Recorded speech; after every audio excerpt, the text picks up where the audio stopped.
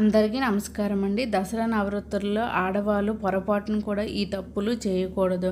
ఆశ్వీజ మాసంలో శుక్లపక్షంలో పాడ్యమి తిథిలో హస్త నక్షత్రంతో కూడుకొని ఉన్న శుభదినాన ఈ దేవి పూజ ప్రారంభించుటకు చాలా మంచిదని మార్కండేయ పురాణం చెబుతుంది.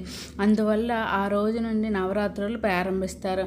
అయితే ఎంతో పవిత్రమైన దసరా నవరాత్రుల్లో ఆడవాళ్ళు పొరపాటున కూడా ఈ పనులు చేయకూడదు.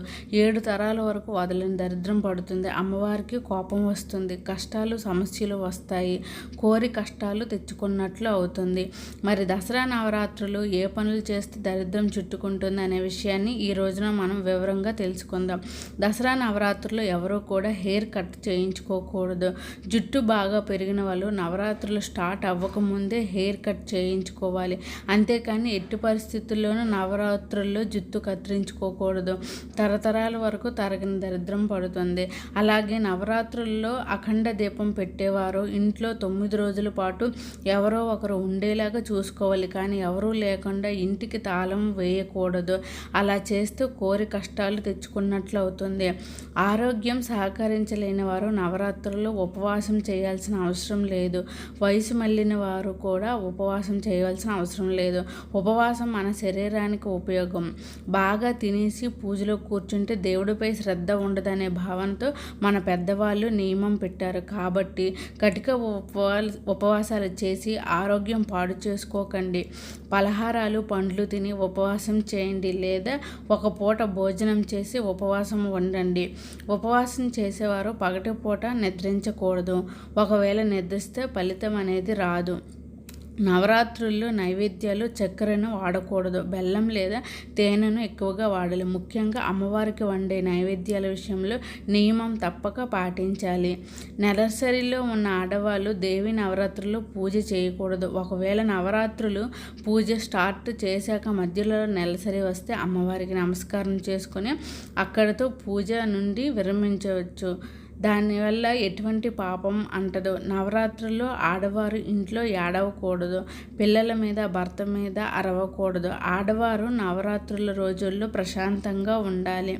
అలాగే ఆడవారిని నవరాత్రులు ఇంటిని పరిశుభ్రంగా ఉంచుకోవాలి.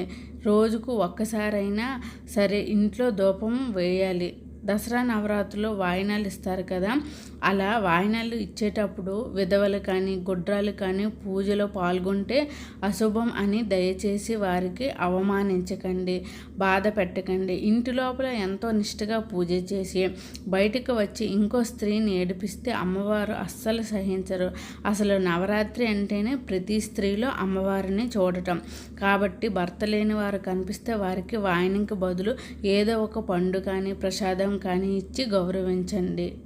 మగవారు నవరాత్రుల్లో మద్యము మాంసాహారం వంటి వాటికి దూరంగా ఉండాలి. స్త్రీలు పురుషులు భార్యాభర్తలు బ్రహ్మచర్యాన్ని తప్పక పాటించాలి.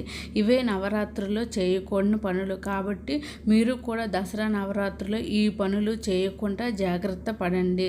జగన్మాత అయిన దుర్గాదేవి మహిషాసురుడనే రాక్షసునితో 9 రాత్రులు యుద్ధం చేసి అతనిని వధించి విజయాన్ని పొందిన సందర్భముగా 10వ రోజు ప్రజలంతా సంతోషంతో విజయదశమి పండుగ జరుపుకుంటున్నారు.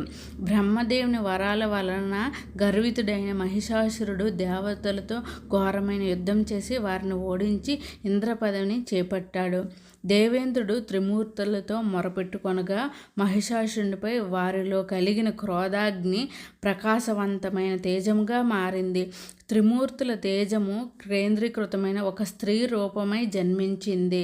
శివుని తేజము ముఖంగా, విష్ణు తేజము బాహువులుగా, బ్రహ్మ తేజము పాదములుగా కలిగిన మంగళమూర్తిగా అవతరించిన ఆమె 18 బాహువులను కలిగి ఉంది. ఆమెకు శివుడు శూలమును, విష్ణువు చక్రమును, ఇంద్రుడు వజ్రాయుధమును, వరుణదేవుడు పాశమును, బ్రహ్మదేవుడు అక్షరమాలను, కమండలం, హిమవంతుడు సింహమును వాహనంగాను ఇచ్చారు. ఇలా సర్వదేవతల ఆయుధములను సమకూర్చుకొని మహిషాసురుని సైన్యంతో తలబడి భీకరమైన యుద్ధాన్ని చేసింది అమ్మవారు.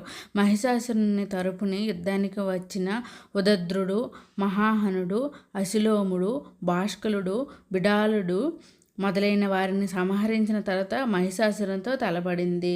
యుద్ధంలో ఆ దేవి వాహనమైన సింహము శత్రువులను చీల్చి చెండాడింది. దేవితో తలపడిన అసురుడు మహిషి రూపము, సింహరూపము, మానవ రూపంతో భీకరముగా పోరి చివరకు తిరిగి మహిషి రూపంలో దేవి చేతిలో హతుడైనాడు. అప్పటి నుండి మహిషాసురుని సంహరించిన దినము విజయదశమి పర్వదినంగా పిలువబడుతుంది.